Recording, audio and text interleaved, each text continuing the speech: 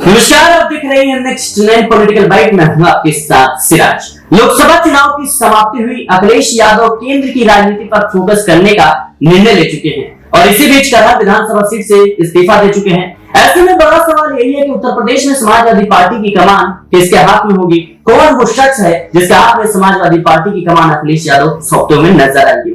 तमाम नाम है सामने। शिवपाल सिंह यादव सबसे आगे नजर आ रहे हैं। अपर्णा यादव को लेकर भी कयास लगाए जा रहे हैं। इंद्रजीत सरोज है, राम अचल राजभर है और एक नाम और भी इसमें जोड़ दीजिए, पल्लवी पटेल। पल्लवी पटेल वो शख्स हैं जिन्होंने लोकसभा चुनाव के दौरान अखिलेश यादव को खुले तौर पर चुनौती दी थी पीडीएम नारे के तहत और पीडीए का कहीं ना कहीं पुरजोर विरोध करने का कोशिश किया था।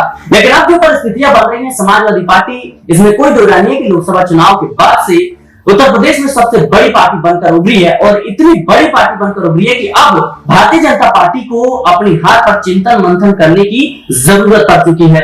और इसी बीच अब सवाल ये उठ रहे हैं कि आखिर उत्तर प्रदेश में समाजवादी पार्टी की कमान अब किसके हाथ में होगी? कौन सी वो नाम है जिसके नाम पर जो है कहीं ना कहीं अखिलेश यादव मुहर लगाते हुए नजर आएंगे? मेरे साथ नाज़मीन इनसे जानने और समझने का प्रयास करते हैं कि आखिर कौन वो शख्स है जिसके हाथ में नाज़मीन समाजवादी पार्टी की कमान जाते हुए नजर आई। देखिए, अगर हम बात करें तो लोकसभा चुनाव में समाजवादी पार्टी ने बेहतर प्रदर्शन तो किया। 37 सीटें उन्होंने अपने नाम दर्ज कर ली, लेकिन समाजवादी पार्टी के लिए सबसे बड़ी चुनौती ये उपचुनाव बन सकता है, क्योंकि अगर हम बात करें 2022 के उपचुनावों की भी, तो वहां पर समाजवादी पार्टी को बहुत बड़ा नुकसान झेलने को मिला था। विधानसभा चुनाव के साथ जिन सीटों पर उपचुनाव हुआ उसमें कहीं ना कहीं समाजवादी पार्टी को बड़ा झटका लगता हुआ नजर आया था। यहाँ पर कई सीटें उनके खाते से खिसकती हुई नजर आई थी। तो ये उपचुनाव में 9 से 10 सीटें खाली हैं और ऐसे में ये सीटें जीतना समाजवादी पार्टी के लिए बेहद जरूरी हो जाता है, खासकर वो सीटें जो समाजवादी पार्टी की जिताऊ सीटें हैं। जैसे कि हम यहाँ पर फैजाबाद की बात करें, जिनकी मिल्कीपुर विधानसभा सीट है, वो कहीं ना कहीं जरूरत है कि समाजवादी पार्टी उस सीट को जीत जाए। इसके साथ साथ आप ये देखिए कि करहल विधानसभा सीट की तो हम चर्चा करते हुए नजर आ ही रहे हैं। यहाँ पर अंबेडकर नगर सीट भी है, जहां पर लालजी वर्मा यहाँ से अब एक सांसद बनते हुए नजर आ रहे हैं। विधायक पद से इस्तीफा दे दिया है। अवधेश प्रसाद की बात करें, मिल्कीपुर विधानसभा सीट जो अयोध्या में आती है, कहीं ना कहीं ये आप सब हम सब जानते हैं कि अयोध्या में भारतीय जनता पार्टी को किस तरीके से हार का सामना करना पड़ा। विपक्षी पार्टियों ने कहा कि उसी गढ़ में हार गई जिस गढ़ में जाकर खूब यहाँ पर प्रचार प्रसार करती हुई भारतीय जनता पार्टी नजर आई थी। राम मंदिर के नाम पर वोट बटोरने की कोशिश की गई थी, क्रेडिट लेने का काम किया गया था। यहाँ पर यह दर्शा दिया गया था कि जो राम को लाए हैं हम उनको लाएंगे, ऐसे नारे यहाँ पर दिए गए थे। यानी कि जो हमारे भगवान हैं आप उनको ही यहाँ पर ये दिखाने की कोशिश करते हैं कि प्रधानमंत्री नरेंद्र मोदी उन्हें लेकर आने की कोशिश करें। तो जनता के बीच में यही मुद्दे इतने उग्र रूप में दिखाई दे कि लोगों ने पसंद नहीं किया।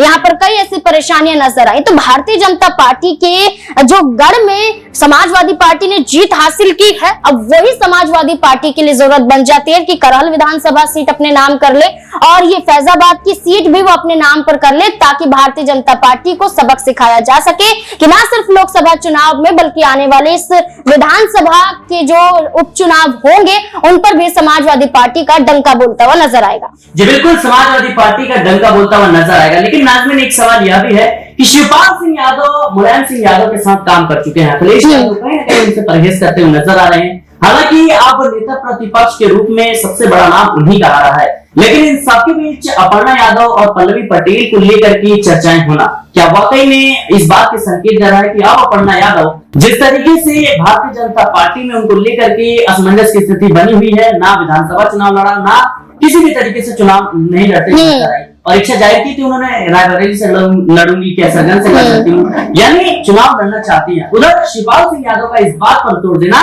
कि अपर्णा यादव की भारतीय जनता पार्टी में अपमान हो रहा है और ये सिर्फ अपर्णा यादव का अपमान नहीं है, पूरे के पूरे यादव परिवार का है। तो क्या इस बात से अगर पूरा आकलन लगाया जाए तो शिवपाल सिंह यादव के अगर हाथ में समाजवादी पार्टी की कमान जाती है तो अपर्णा यादव वापसी करते हुए नजर आ सकती है। देखिए, अपर्णा यादव के पास कई मौके थे और ये मौके अगर गिनवाए जाएं तो राज्यसभा में सांसद बनने का मौका था, मौका यहाँ पर विधान परिषद के जरिए भी था, मौका यहाँ पर 2022 के विधानसभा चुनाव भी थे, मौका यहाँ पर लोकसभा का चुनाव भी था, लेकिन भारतीय जनता पार्टी ने कोई मौका अपर्णा यादव को नहीं दिया। जबकि अपर्णा यादव खुद अपने के बयानों के जरिए कहती हुई नजर आई, जैसे कि आपने कहा कि रायबरेली से चुनाव लड़ने के लिए तैयार हूं, केसरगंज से चुनाव लड़ने के लिए तैयार हूं। जब वो खुद कहती हैं कि चुनाव लड़ने के लिए तैयार हूं और 2 सीटों की बात वो खुद करती हुई नजर आती हैं, तो आप उन्हें क्यों नहीं लोकसभा टिकट देते हुए नजर आए? यानी कि आप खुद अपर्णा यादव को नहीं चाहते थे कि वो किसी लोकसभा चुनाव के दौरान किसी भी सीट पर होते, क्योंकि उन्हें डर था कि अपर्णा यादव की वजह से वो चुनाव हार सकते हैं। देखिए, जब हम यहाँ पर खबरें करते हैं तो कई दर्शक यहाँ पर अपनी राय रखते भी नजर आते हैं। तो जैसे कि यहाँ पर अपर्णा यादव का जिक्र हुआ, तो लोगों का ये तक कहना था कि अपर्णा यादव के पास अपना क्या है, सिर्फ यादव सरनेम ही तो है। अगर यादव सरनेम हटा दिया जाए तो अपर्णा यादव का कोई वजूद नजर ही नहीं आता है। राजनीतिक बैकग्राउंड की बात करें, कोई बैकग्राउंड नहीं है। मुलायम सिंह यादव की बहू बनी, उसके बाद यहाँ पर देखा जाए तो उनके पति खुद राजनीति में नहीं सक्रिय नजर आते हैं। लेकिन जिस तरीके से उन्होंने अपनी भाभी को देखा, जिस तरीके से उन्होंने अखिलेश यादव को देखा, जिस तरीके से मुलायम सिंह यादव को देखा, शिवपाल यादव को देखा, उनके जरिए कहीं ना कहीं उन्होंने राजनीति में एंट्री ली। 2017 में वो लखनऊ की कैंट विधानसभा सीट से उतरी, लेकिन हार का सामना करना पड़ा। लेकिन समाजवादी पार्टी से जो वो दूरी बनाती हुई नजर आई, ये खामियाजा अपर्णा यादव भुगतते हुए नजर आ रही हैं कि कई मौके मिले, लेकिन भारतीय जनता पार्टी ने तेज प्रताप यादव का नाम भी सुर्खियों में है। क्या वाकई में अब नेता प्रतिपक्ष की भूमिका तेज प्रताप यादव में हो सकती है? देखिए, तेज प्रताप यादव को लेकर करहल विधानसभा सीट से चुनाव लड़ने की है, लेकिन नेता प्रतिपक्ष के रूप में भी नहीं हम बोल सकते। लेकिन यहाँ पर नेता प्रतिपक्ष का चयन एक विधायक के रूप में होता हुआ नजर आ रहा है। लेकिन तेज प्रताप यादव ना तो अभी कोई सांसद है और ना ही अभी कोई विधायक है। आपको बता दें कि जिस तरीके से 2014 में मैनपुरी से यहाँ पर तेज प्रताप यादव ने लोकसभा का चुनाव लड़ा और जीता, उसके बाद सांसद बने, लेकिन उसके बाद यहाँ पर 2019 में जिस तरीके के हमने माहौल को देखा, और उससे पहले यहाँ पर आप ये देखेंगे 2019 में हार का सामना करना पड़ा। और उसके बाद जब यहाँ पर उपचुनाव होते हुए नजर आए मुलायम सिंह यादव के निधन के बाद, तो डिंपल यादव को मैदान में उतार दिया गया 2022 में। तो ऐसे में ये सीट यहाँ पर डिंपल यादव के खाते में आ गई। अब इस बार की लोकसभा चुनाव में भी डिंपल यादव को ही उतारा, जीत हासिल करती हुई नजर आई। लेकिन कन्नौज लोकसभा सीट थी कि उतारा यहाँ पर तेज प्रताप यादव को भी जा सकता था, लेकिन उतारा नहीं गया। ऐसे में तेज प्रताप यादव की भूमिका बड़ी है, राजनीति में बड़ा यहाँ पर नाम वो भी रखते हैं। और इसी के साथ साथ देखा जाए तो तेज प्रताप यादव भी या तो नेता प्रतिपक्ष के रूप में हो सकते हैं, लेकिन शिवपाल यादव सबसे ऊपर नजर आते हैं। लेकिन इसके साथ साथ अगर हम विधानसभा सीट की बात करें तो इस सीट पर वो उपचुनाव लड़ सकते हैं, इस बात के संकेत दिए जा रहे हैं। जी बिल्कुल, तेज प्रताप यादव, अपर्णा यादव और तमाम वो बड़े नाम हैं जो कहीं न कहीं चर्चाओं का विषय है।